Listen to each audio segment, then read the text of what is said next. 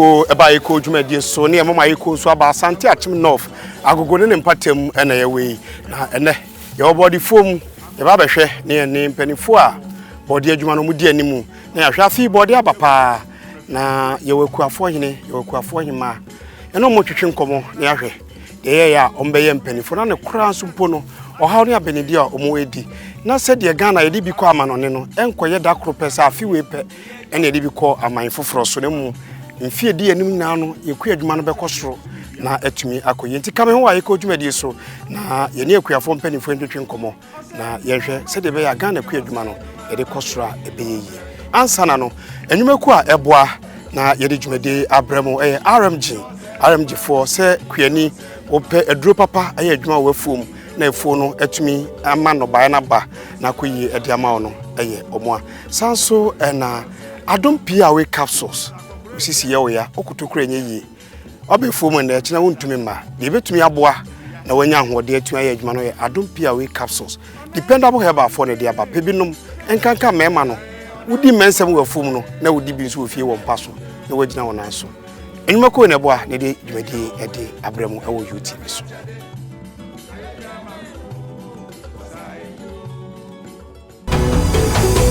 AYEKOO.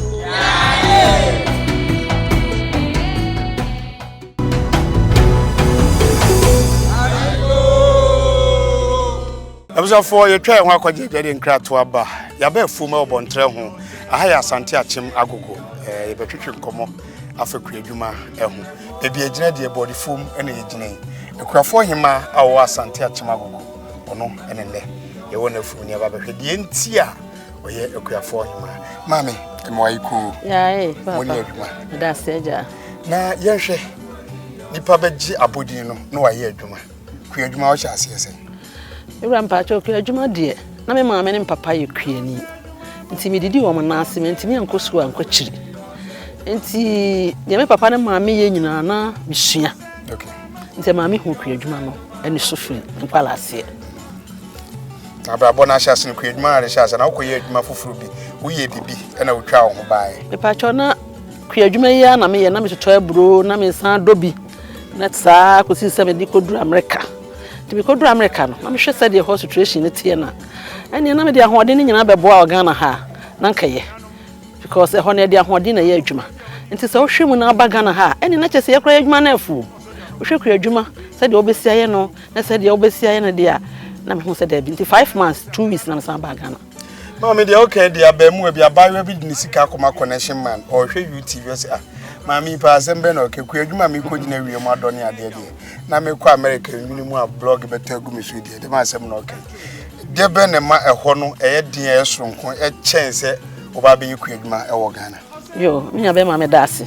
ye di kan me ko duru me bra na o me kan se o me fa me nko se holding so me nyini on pese o de me ko ti minya me ko duru ho no na mbisa ne se bra ma ba na adwuma ben e na meye o se o sabe ye ma me no mo ne ye na nanom yare obobo mpampese a na wa hwe on se de wo hwe akwala ya won foforo ei e se de nka metene fie hwe me maame ene afi wase me simi banso ya se ne magugu abonten enti me be nyina mai ma dwen se mbese se bia akofie me ba me hunu bibia abonten wo hwehwe bibia ni hawo se ne menche mesa akọ tempa adwuma kokora dendenden obi dumfo bi na dum me na ofa me maame koye adwuma kokora won store ti me adwuma na nam ka chense da bi menya 5 months me kofie na me hwe adwuma na wabruchire na me hwe adwuma ayo Ghana ha de a ene ye se me san de ahode ne beboa me man a ebeboa me asense me tena control na me san da ne me beduru ya 1 month na me gina mafuru mu a me ye adwuma mama we de hwe ye wo babunu bre ye gina he no kase wo mfie etuso kakra sa bre no mu no na wo hwa wo mfie sen na yo ba waware ana wo obi ana wasiso ko se ne mabunu mu na itu sa kwan no sa bre no wanyi ana se na baba wa bre mu na otu sa kwan no yo me koye 17 years ni 17 years na me nyobi a manyi bebre sa me kra me he da nyafe na manya 50 years okay nti me koduru ho na chese ade a metimi aye adwuma me kuta hoden ba me hwe sa hoden na me se ne ho de a me de ba haye ampa me nanfofo a me gya o mo ho no mpo no o mo ba ye no me kra ma komanim bebre se no ewa America ewa am gya o America no okay me ba ha metimi aye ku adwuma yiye na de me hu ne sa adwuma bi a ba ye bia o se wo ye ni yiye Me buy be ye kura adwuma no ye metimi ama me ma ese o school no kura e bia kokọ university wa bruchiri nyina metimi asisi adan bebre me wadampon ba ko me kan kura menya dampon be 150 efie me wo fie ba ko bro 10 eye body fo ya na me de ye me no be ko bim university aba Agogo yi mesisi fie bebre o mo han bi me wo fie be wa kura 48 rooms last year and I'm starting here me sie wie eye body ya kura adwuma ya na bro me do abro body banchi ntos nyadoa watermelon bibia eye fom bia me ye bi nti mitimi wo se etimi bua ene ya ma ye de body ni bi ko Togo ene bi ko Burkina Ghana ha ba bia obi ha beto body wo ba so wo nye bi to hwe fu ya foforo ne da ha da ho wo fu be 850 acres so me am de body mo se bi aban so ya sen enya ntimi fa sa kwanya so akire me nua no mo a ewa ma no ne na obi wo kro discover wonya adwuma mfanye na skani kitekita na hye omumra ne omumra mesua bibi mfiri me ho na me nkyire o se de etena o man mu a aho kyere manye se manya ban nwuba manko school me manko school no ba bia form 2 na me se be ma me papa ni bi na ma me jai school aso me di kru adwuma ya pagya me ma me ama wo ho ma me okay me ma nyina be se me ensa me no UK ba ko US omo akanso school ha enche o mbekokọ senkwala de so mo school no mo ko sua obuo ne ani die ade free ho de ba na se fa dwuma pa de a wotena Ghana ha na ya dwuma papa wo ahoto pa bi se Ghana ha no e ho ye de ahode na ya dwuma ahanso sebe mpredua sen de adwen no na ya dwuma obi wo ho a ono na dwuma ne se bodie obetu no bi nso dua ne bi bo spray ne bi nso so edoburo no ne bi dua nti se dwuma we wotimi ye ne nyina na ye ne yi a Ghana head pa kru dwuma kra ye de efi se first ne maame ne papa mo de sekan ko a na edo ene ye de nuro aye we decide ene edo just afan se mfidie tractor ene ade ne ye de do nti amakru adwuma na ye de se wo ba Asante Akyem ha emma enkwada emrantie enkokora obi aye kru adwuma ye nim se adwuma bi ye no se bi yen ha ye ho bebre se aban adwuma ni ho nti ye kopa aban adwuma ye how about doctors nurses teachers obi ha do body ni bi chese adwuma no kra de na efe nso keke obia nya ne kakra de timi boa school obi timi de bi tone ntoma obi timi de tone aduane asabe aho kyene ni hafita sa because ye won sase nti ana enam so ama sese adwuma na me ye starting no na Asante Akyem ha ye ne konongon ne dwaso nyina ye nipa baako meje municipal best farmer efa ho nyina ana makwa national best plantain farmer ana last year otumfo nso ewo 15th award ohwe wo simi kru adwuma me ye me ni kru ni a ma ye adwuma na komanim ama a chen kru ni bia nti ye ma me award e gold award certificate kra wa ha ehwa na me kro me hin na kru ko sapon ni na se wa kisi obodum sa na se abaye we nyina de a ene ye de hye gya no sa ene afi we ya 15th January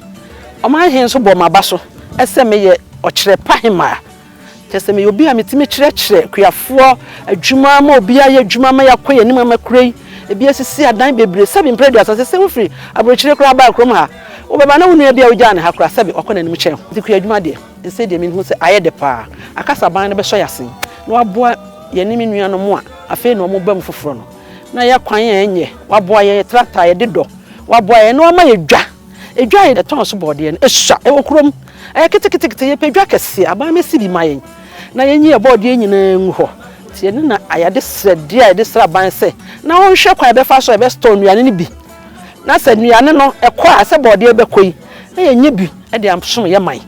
ko se na yenye de bi ko ba bi de menyi ni se de bia na kwakwa fa duane bi firi ba bi e de aba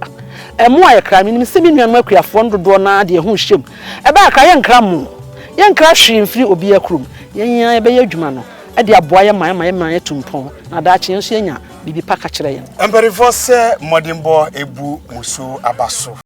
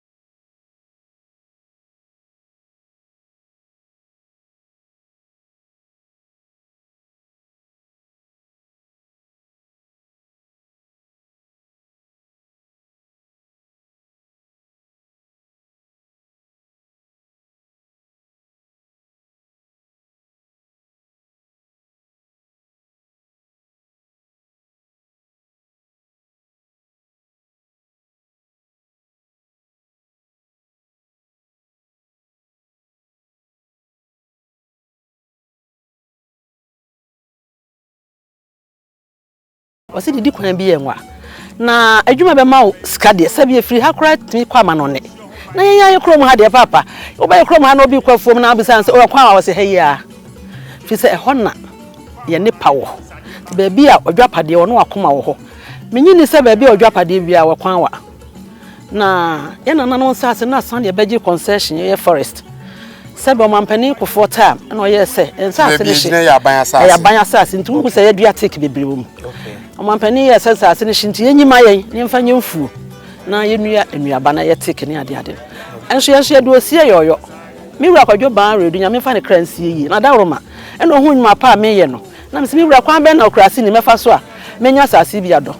O se twere ngoma bra odi manim so me nsa na e ma me approval. E di ma me a me giye no. Miss Mafanya kwadro ma ye dwuma na dua take no hwe wani a take no ho bebre afi bia me dua bi ye dua no ne de take no so fam na take no entimi mkwote se de mfudie no bekọ no fi se ye dodi di so ne dua take na ka ho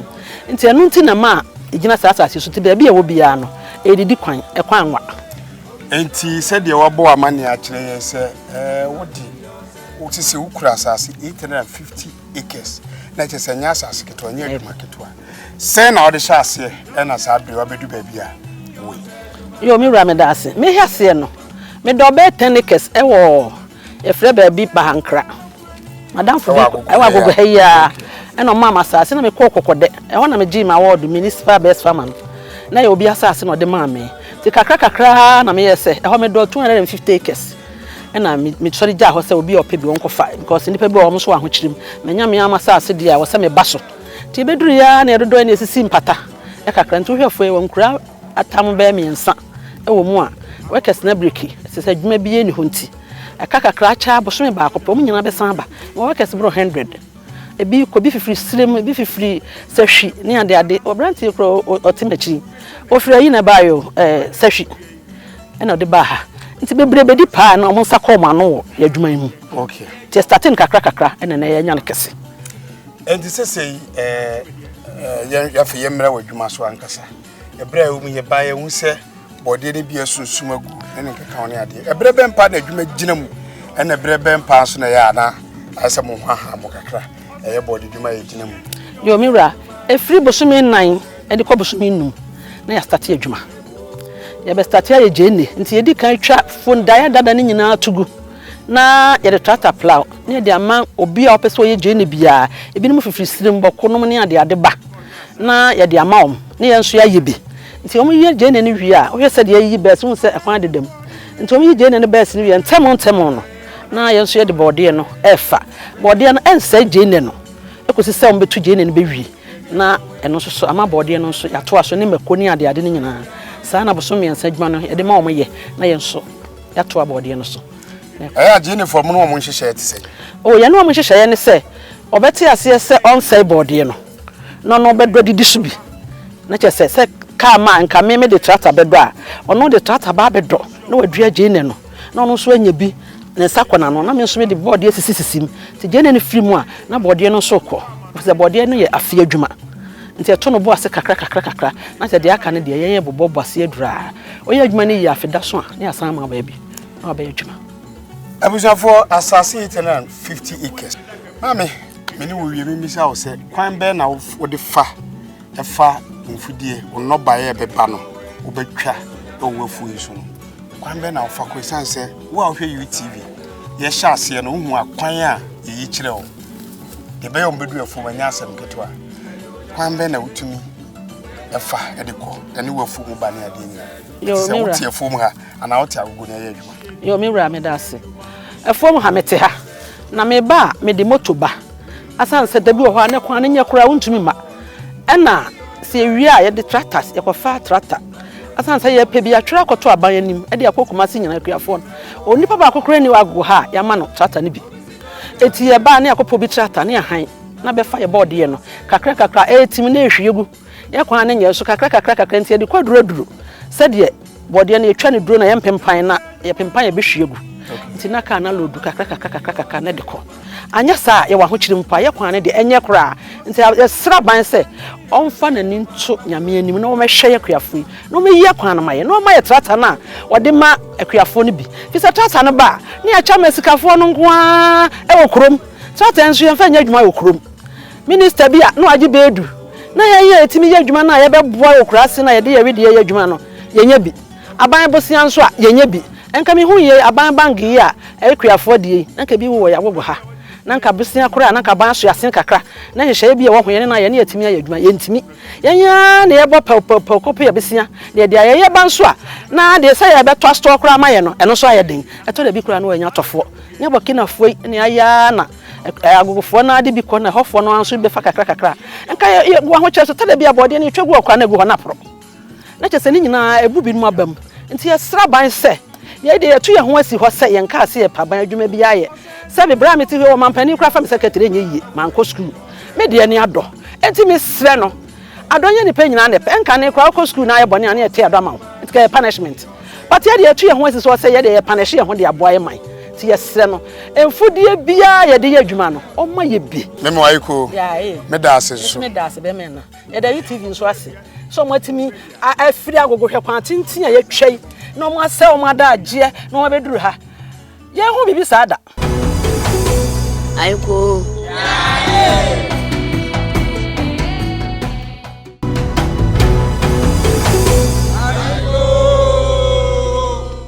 abuzanfo ye twa yan aba ye betoa enkomotwetwe no so ewo AYEKOO enkomotwetwe so ewo Asante Akyem Agogo ye wo fom asabre ye twetwe nkomo na ya hwe se de kuadwuma ne bode ne ho nsem ewo Asante Akyem Agogo ye twa ye nya kuafo no mo hine na nkasa ewo fom nana mo AYEKOO ya okay nana de ne be fro kuafo hine yo de ka me da ase na me chia atiefo na ahwefo nyina ye ma be fro me kuafo hine no se kuadwuma na nkasa be papa ne me maame ye wo metom ti bra na misua no na me maame no ne papa wo adantu a first daboto emu ne start ne ye furu kakra na me die no yie pa esene won akare nyina ti because ti me school me jai ko ye ka adwuma enti akire no me ye se da bi me sa ba kuadwuma ti bi sa be biru kuadwuma na 2014 ene ye bom adba so se akuafo hene ewo Agogo Asante Akyem I didn't know why my baby Mrs. Bray. The dog cashew is a cashew crab planting for food and job on another room or the by a fee nipper cashew. I just have to it's a body, watermelon, jane, tomatoes, and the cabbage, and one a crocria, a baby, not dear cashew, and I didn't know about a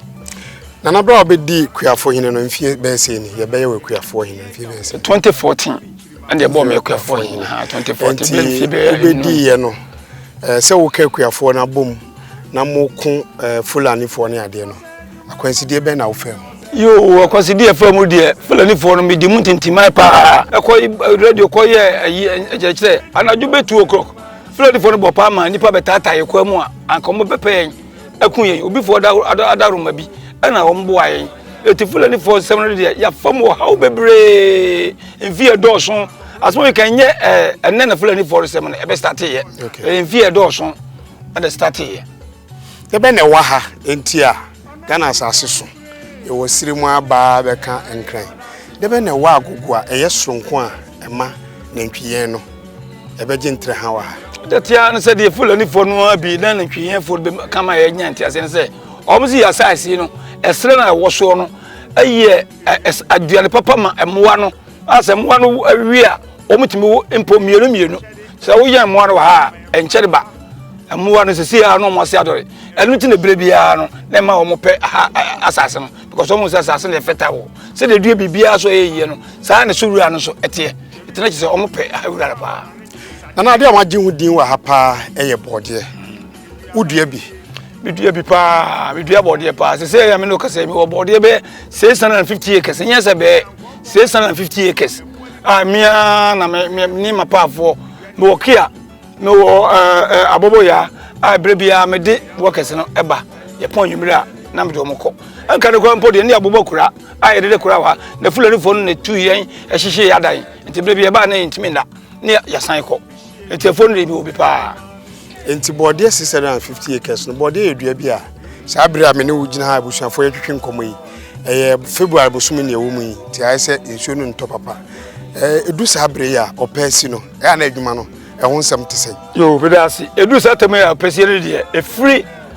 January na December emu ho ba no na adwuma no akofom openasi enti wura no nyina awo eti spray bon is free February as say ensuo a start ya betoyi no come match na fe adwuma no ebe hiase emi ya bobo spray enti body na hu say adwumpi asa no ni nyina ebe san bobo spray no ni nyina ebe san ayetum enti free say ya ko ide fa say adwuma no time na ya hiase se body afei na ahyiase a oha be ne de ba na se nyamfie watwa so so a awia ne ba oha be ne de brem pa yo body no hasase no se opede kusikwachiri a utwa so no opede sikwachiri a body duo mutumi ye ha enti buro nyachi ensuo beto mframa kan ye dika no ene etimi mo bika se disaster esi wo ye fom wa body no ene etimi bu de so so abamu amu na utwetwam a de ebubo no nyina fifrim etwetwa boa no na wo se spray a de aka no ensuo to ya na san aman ho so na ye nana me ba ye kuyafo hene sabe fulani fo okọ bade ba akon so abeto ne se obedu ba bi na fuo bi wo ha eja atom na ahye enu fulani fo ni he ifo migiri se mo na mudi sa suba ade ntire ya motuja dedi ka minu ya meda wase bebre fulani fo okọ ye ne se de ye di enya ye fe bibi chere fo ye kan chere fo no a enka ne mpani fo se omokọ atweye edipa de bi heda efa kai omo firi kumase ekwan mo ho enem ne akoko kwa mo ho eba adi nkrama egukam omo han kai te se ebia ovan be mienu emma na nkrama ne adi nyina ka ho eto wo fia momba adwuma momba fuo mu no na omo so ewo ewira mo ho ti omo bepe nam ti so mudu ba bia ewura ne wo na omo dofa ho a na se mo olimpia eso mo di jawura mu to mo di jaru wura mu na mo ni pia omo samo no a no konya bo na o sa ma ne chi se o hwe ba bia ejare ko ye ti nyakuafo no a ne heda yefo no de mo chechele fo no se de o mudi enya pa chichefo no mudi enya te se kuafo kwa ya adwin se police pani na wono ye de kwa kotono nim obi e be hunu se o de enkraman ene metesa e be wure mu se obepe emwache no no e be ma police fache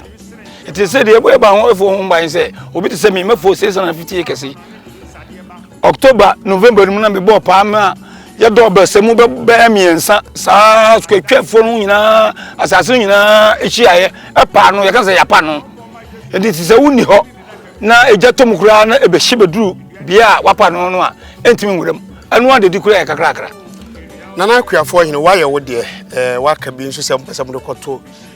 police for empanifo anim na se be yomba chini parabagana ha eba ejasema fire service for ene nadmo for ena sa adwuma ehye omunsa ana momtuo be na motu ni ehun adesua ene nkitaho de be so ana mo ne fire service ni nadmo for dia ebe bo akuadwuma da wase bebre em se fire service de Agogo aran sa de omo head ni station okay wo ha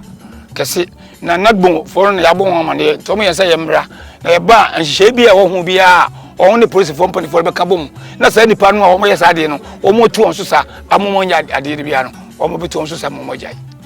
uguso ahwa ekodwumadi ewo UTV so ye ne akuafo hene owo Asante Akyem Agogo ena edi nko aka nsam no bebre ba bia me no ewo se yetumi etu anamo ne se osi eja hyehye ngiri se Ghana one life for ewo mra ewo bra aboampo ewo se okokwa ye mutumi kokuno sa bra na unnu ye na ukoya ewo ho asotwe ewo ho di one life for musu dwuma be na modi e di aboane asosa ne omana no wa se fire service eni Agogo district ha na be bia yekua se ya osi the body fo nko a 650 acres enya asem ketoa edi bi kwa manone ekonya sika de broman enti AYEKOO ebisa se anamontuo ben na yetu ho ya ba fu ma ye kan ho asem the fire service for ya ba sere se mo so mu ni hodwuma na mo office ne bi ni hampo no se national office ni etia mo fa bi mra Agogo na se de be ya Agogo enioma ebetumi akoyi AYEKOO yesi bibia wona bakwasem wo ka se wo sha ase kusua driver ni ade babra bomu no wo hia kwansidie bi ansa na fe wo sipi se wo yeku adwuma yo woni ye nche na mrante ne mabu no hu se yo kuntunwa na ekonchi didi ka me da se bebre em se kwansidie de me fa bebre mu me wo driving na mu no because I could do penso be impose me winning or American lottery CB. It me who am the pa na me kuta petrol tanker. It me mi jai ma me pharmacy nti me call or saying kofodua technical kakra ko sua or saying Messi honi ba. Okay. Me ko interview. Bibia ma pass e bro dey me nimu a o se na officer I passport no ai tim so no photo ni nyame dia. Enti won fa mame. Aw. Ti se me so dey fa dey ma bra boss si. Ti bebe fie won fa mame esu. Ti dey ba yan se me bom me twem sika na masan akọ kuyam. Kuya no so no na che se me ma ye no bra bi atwam no jaye e be sen call driving mu. 1998 na me call sa interview no a o man fa ayina mame. Abi ba be trans se me ku adwuma no de me wo ku adwuma mu a na mabọ me bra bepem ne me wo yire me wo ma me ma dunan ma dunan mu be miensa na esu adwuma na ya ka nyina miensa awie university na ya awie teachers training nursing training to za ka me kwala miensa almost school as say mienu wo free secondary school yi bi na ba ko so wo nursing training o mu nyina turu ku adwuma mu a na me de ahwe me ma don etimesere adofo na tiefo na youth no a mo kogu sabi enkran ani kumase se o mo pe sabi adwuma no se o mo mre won chi na kua adwuma no so ebia ne ha wo ba ko jire ho se wo ko ton enkraman chei ani toilet tronum ani ade sabi o sabi tafra cha minka se enya adwuma na mum wa wo chekewe na hu se enso wa